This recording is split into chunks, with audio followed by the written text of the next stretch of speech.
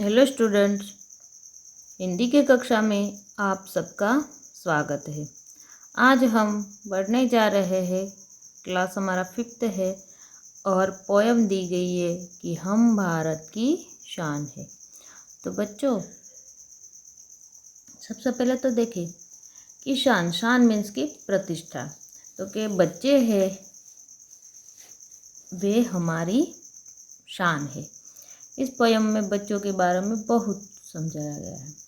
बच्चे देश का भविष्य है, वे हमारे देश की शान है। इस कविता में बच्चे बता रहे हैं कि वे कैसे कैसे काम करके देश को आगे बढ़ाएंगे।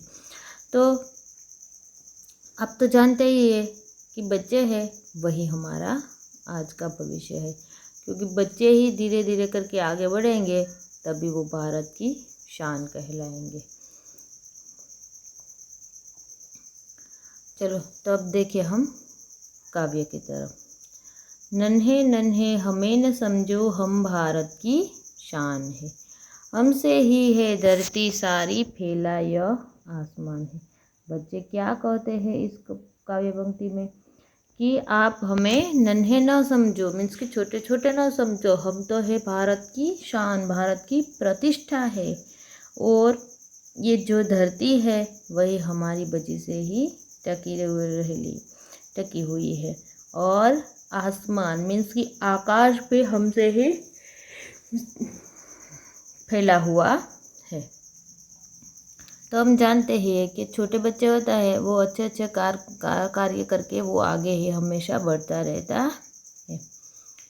फूल है हम इस बगिया के, खुशबू फैलाना काम है। बढ़ चढ़ कर आगे जाएंगे, करते काम महान है। ये क्या कहते हैं कि एक कोई गार्डन होता है जैसे कि उपवन बगीचा, उसमें अगर फूल नहीं है तो वो क्या उपवन कहलाएगा? नहीं, क्योंकि बगीचे में जो फूल होते हैं वही उपवन की शान होती है। वैसे ही इस धरती पर छोटे बच्चे हैं वो महान काम करेंगे, आगे बढ़ेंगे, तभी वो हमारी शान हो जाएगी। तो इसमें दिया गया है कि फूल है, तो ये जो अभी छोटे छोटे बच्चे हैं वो एक फूल ही है। और जैसे फूल अपनी खुशबू फैलाता है वैसे बच्चे भी अपना महान कोई अच्छा सा कार्य करके वो आगे बढ़ता है। वैसे जैसे बगीचा में फूल खुशबू फैलाता है वैसे इस धरती पर बच्चे अपनी खुशबू फैलाते हैं। फिर उसे आगे ही बढ़ना है, इसलिए वो पड़ेंगे, गिरेंगे, वापस वो बढ़ चढ़ कर आगे ही जाएंगे और वो ऐसे कार्य करेंगे जो महान है। देखो चित्र में कितना जोश से वो बच्चा दौड़ रहा है। फिर यहाँ राष्ट्रध्वज लेकर वे जा रहा है। फिर लड़की भी कुछ आगे बढ़ने की सोच रही है। सूर्य निकला हुआ है। जैसे ही दिन निकलता है सब लोग अपने अपने काम में लग जाते हैं। ऊंचे ही उठते जाना है, आगे ही बढ़ते जाना है।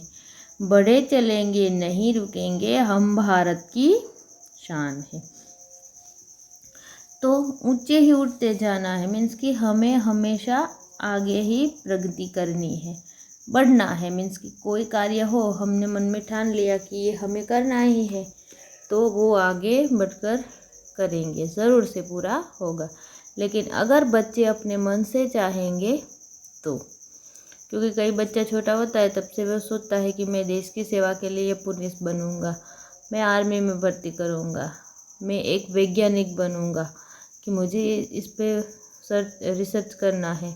तो वैसे सभी बच्चों के अपने अपने सपने अलग होते हैं और वो कई ऐसे सपने होते हैं जो साकार कर देते हैं, मीन्स कि उसको पूरा करने में अपने रात दिन लगा देते हैं।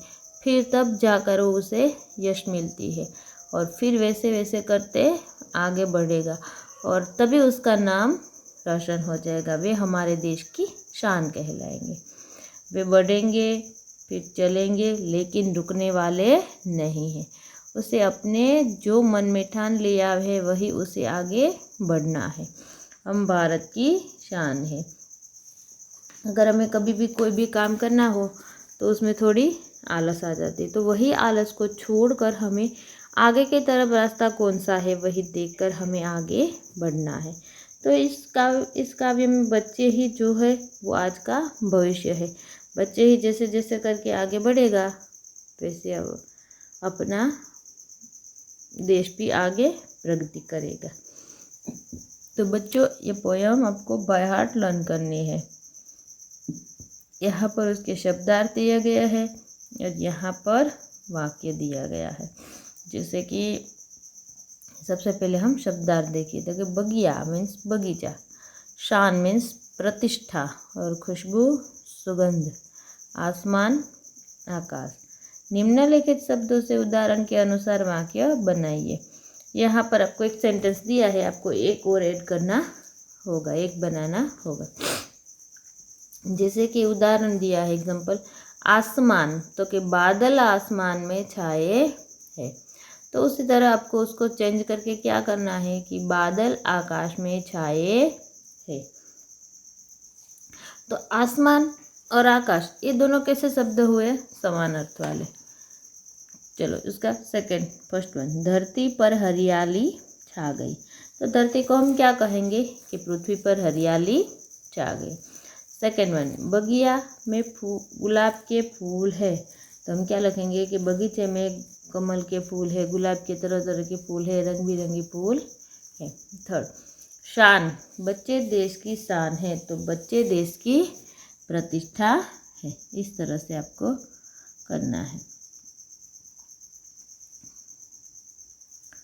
यहाँ एक क्वेश्चन दिया है कि हमारे देश की सेवा किस प्रकार से कर सकते हैं।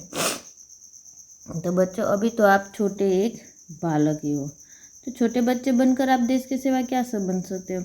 तो सबसे पहले तो है कि एक आदर्श विद्यार्थी मीन्स कि छात्र, स्टूडेंट बनकर आप अच्छी पढ़ाई करोगे तभी देश को आप आगे लाओगे। उसमें जो प्रगति करेगी उसकी वजह से हमारे देश का नाम रोशन होगा।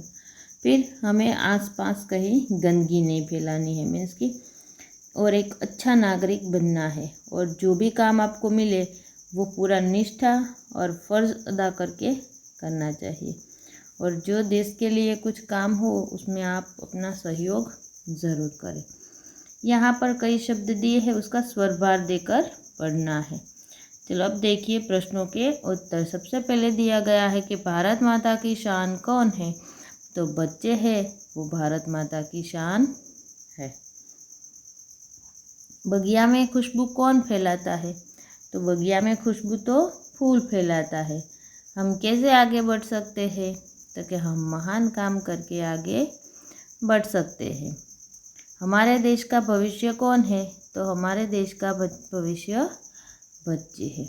योग्यता विस्तार, यहाँ पर पहचान कर नाम लिखिए और उनके बारे में पुस्तकालय से जानकारी प्राप्त कीजिए। तो सबसे पहले चित्र देखें, कौन है।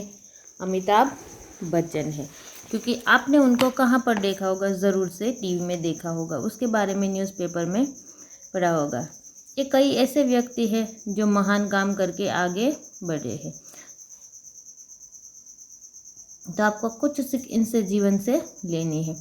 तो सबसे पहले देखें कि थोड़े few sentence in Amitabh Bachchan. Amitabh Bachchan का फिल्म जगत के एक मशहूर अभिनेता है। वो बचपन से ही नहीं थे, लेकिन उसने कुछ प्रयास किए होंगे, कुछ जो उसके मन में ठान लिया होगा कि मुझे एक अभिनेता बनना ही है। लेकिन वो तो मशहूर है, सबसे अच्छा है। उनका जन्म था 11 अक्टूबर 1942 के उत्तर प्रदेश के इलाहाबाद शहर में हुआ था। फिर उनके पिता का नाम है हरि राय बच्चन और उनकी माता का नाम है तेजी बच्चन। तो अमिताभ बच्चन को तो आपने देखा ही होगा, कहाँ पर देखा है, कौन बनेगा करोड़पति के जैसे शो में। आज उनकी उम्र बहुत बड़ी है, फिर भी वो बहुत अच्छी तरह से काम करता है। उन्होंने कई ऐसी फिल्म बनाई है, उसकी वजह से बहुत सारी भी फिल्म बनाई है उसने, उसकी वजह से वे आज हमारे लोकप्रिय बन गए हैं और उन्हें अवार्ड भी उसके लिए पद्म भूषण मिला था। क्योंकि कोई इंसान होता है वो बड़ी कठिनाई और मेहनत करने के बाद आगे आता है। अब सेकंड दिया गया है लता मंगेशकर जी। तो लता मंगेशकर का जन्म होता है वो 28 सितंबर 1929 को हुआ था। उनका इंदौर में हुआ था। उनके भाई है वो हृदयनाथ है, पिता है वो भी एक सिंगर की तरफ, उसकी फैमिली है पूरी वो गाने में ही आगे बढ़ी है। मीन्स कि एक दूसरे से प्रैक्टिस करते हैं जब छोटे से। और लता मंगेशकर थी वो 5 साल की थी ना, तब से वे जो ये गाने की सिंगर बनने की प्रैक्टिस कर रहे थे और घर में उसको दे रहे थे और उसे सभी ज्ञान, राग का ज्ञान भी मालूम है और उनकी आवाज़ है कोकिल कंठी जैसी है। फिर तीसरी है हमारी मदर टेरेसा। उसको भी आपने ज़रूर देखा होगा, उसके बारे में भी आपने बहुत कुछ सुना होगा। तो यहाँ पर हमें शॉर्ट नोट नहीं लिखी है इस पीडीएफ में, क्योंकि हमने आगे कॉम्पोजिशन में मदर टेरेसा के बारे में दिया गया है, इसलिए वहीं लिख दिया है, इसलिए यहाँ पर नहीं लिखी है। मदर टेरेसा है वो दया की देवी के नाम है, उसे पूरा विश्व जानता है। वो किसान परिवार में जन्मी थी और उन्होंने 19 साल में वो भारत आई थी। उन्होंने कोलकाता को अपना घर बनाया था। पहले उनने क्या किया था कि गरीब थे, दुखी थे, बीमार थे, निराधार थे, जिनका कोई आधार नहीं होता, उन्होंने ऐसे लोगों की सेवा की थी। फिर उसने क्या किया था मदर टेरेसा ने कि जो अनाथ बच्चे हैं उसके लिए रहने का इंतज़ाम किया, मीन्स कि आश्रम बनाया, स्कूल, फिर चिकित्सालय में अस्पताल, ये सब भी उसने अनाथ बच्चों के, अनाथ मीन्स कि जिसके कोई माँ नहीं होती और पापा नहीं होते, उसे अनाथ कहते हैं। वही बच्चों के लिए मदर टेरेसा ने बहुत कुछ किया था और देश के और इसके अलावा रक्तपित्त के रोगियों की भी सेवा की थी। उन्होंने निर्मल हृदय की स्थापना की थी। उसे नोबेल पीस प्राइज़ जैसे भारत रत्न कई अवार्ड भी मिले थे और वे दया की देवी 5 सितंबर 1997 के दिन हमेशा के लिए वो चल बसी थी, मीन्स कि चली गई थी। फिर इसके बाद में आते हैं डॉक्टर विक्रम साराभाई। ये भी आपने सुना होगा उसके बारे में, क्योंकि वे भी एक हमारे देश के महान वैज्ञानिक थे। उनका जन्म कब हुआ था तो कि 12 अगस्त 1919 में हुआ था अहमदाबाद में। उन्होंने पिता का नाम था अम्बालाल और माता का नाम था सरला देवी। उन्होंने परमाणु ऊर्जा, सूर्य, ग्रह, तारा, भौतिक, खगोल, ऐसे कई ऐसे से जो उसके ऊपर उसने कुछ न कुछ सीखा था और उसने एक अहमदाबाद में लोक विज्ञान केंद्र एवं नेहरू विकास की स्थापना की थी। उनके सबके पिता होते हैं वो कुछ न कुछ करते ही है। उनके ऊपर से भी कभी देखे तो बच्चों का जीवन होता है और कभी कभी देखे तो वो अलग अलग होता है। जैसे कि अमिताभ बच्चन का एग्जांपल ले तो अमिताभ बच्चन भी फिल्म स्टार है, उनकी पत्नी भी फिल्म स्टार है, उनका बेटा भी फिल्म स्टार, उनकी बहू भी, इसके देखा जाए तो उसकी पूरी फैमिली है वो फिल्म इंडस्ट्री से रिलेटिव है। उसके बाद में है डॉक्टर, कौन है चलो बच्चों बताओ, APJ अब्दुल कलाम। ये तो आपने देखा ही होगा।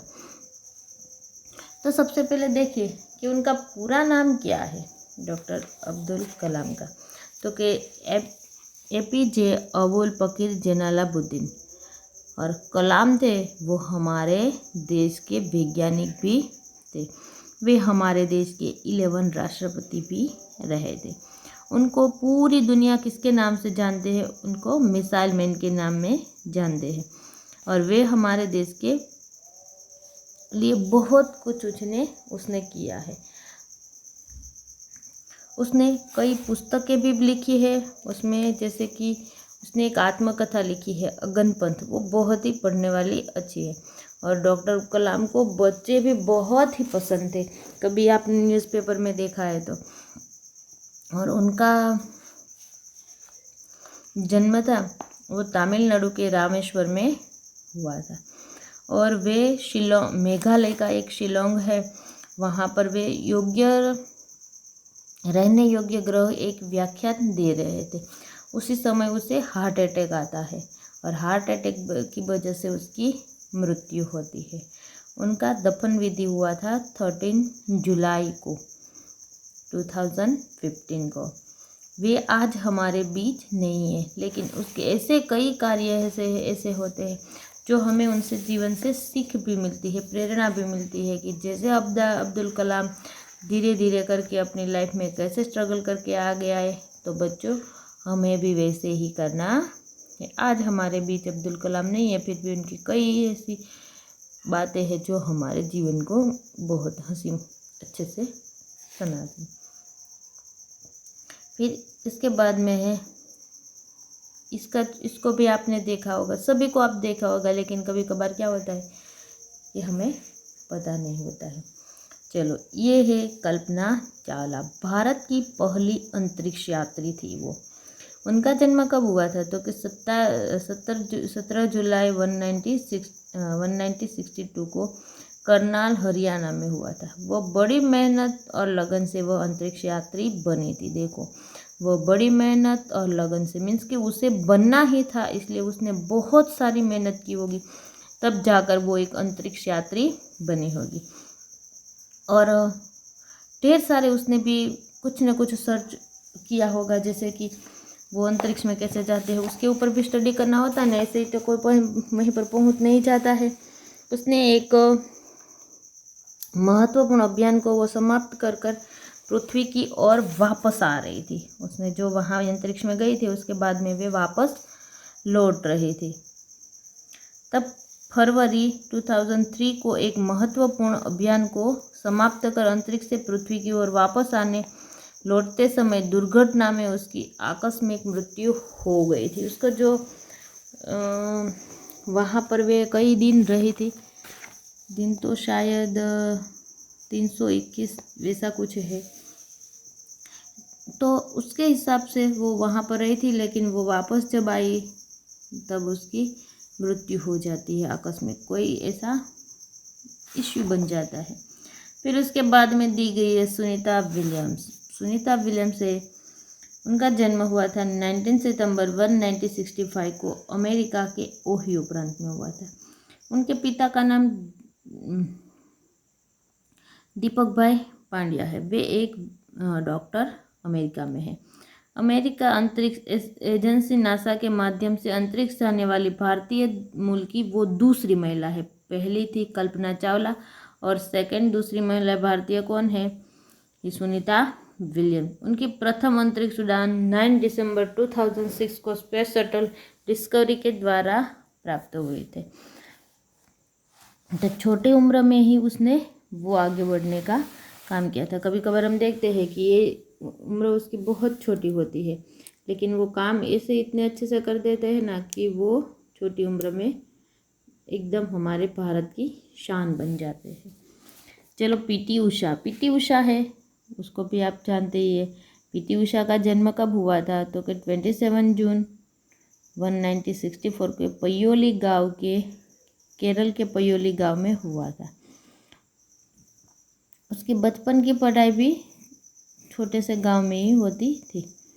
भारतीय ट्रैक और फील्ड की रानी मानी जाने वाली पीटी उषा भारतीय खेलकूद में 1979 से हुए थे और उनको निकनेम में पयोली एक्सप्रेस का नाम मिला था एवं राष्ट्रीय अंतर्राष्ट्रीय एथलेटिक्स स्पर्धाओं में भारत का नाम पीटी उषा ने रोशन किया है। तो पीटी उषा के बारे में आपने टीवी पे न्यूज़ पे देखा ही होगा, है ना। और उनके बहुत दौड़ने में वो आगे थी, इसलिए उसके पयोली नाम के एक्सप्रेस से मशहूर ज़्यादा से ज़्यादा बताया गया है। उसके बाद में दिया गया है हमारे फिल्म जगत के मशहूर अभिनेता थे पहले अमिताभ बच्चन और अब है क्रिकेट जगत के सचिन तेंदुलकर।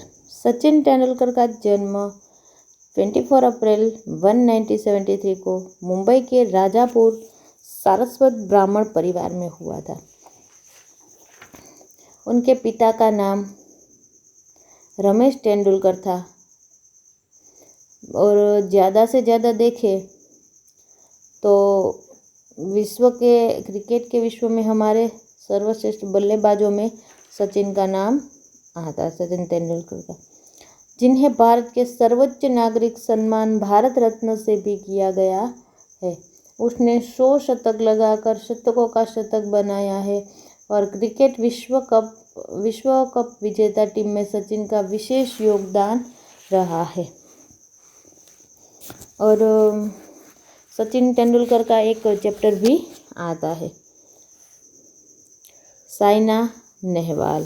साइना नेहवाल का जन्म कब हुआ था? तो कि 17 मार्च को 1919 में हुआ था। हिसार, हरियाणा का हिसार गांव है ना, वहाँ पर। और उनके पिता का नाम है हरवीर सिंह, वे एक साइंटिस्ट थे। और बैडमिंटन की तालीम के लिए साइना थी, वो 25 किलोमीटर दूरी पर जाती थी। हैदराबाद के लाल बहादुर स्टेडियम पर हर रोज़ सुबह में 2 घंटे प्रैक्टिस के लिए जाती थी। सिर्फ प्रैक्टिस नहीं करती थी, साथ में वह स्कूल की पढ़ाई भी बहुत अच्छी तरह से करती थी। कभी कभार देखते हैं कि वो प्रैक्टिस के साथ उसके स्कूल की पढ़ाई भी बहुत अच्छी तरह से करती। और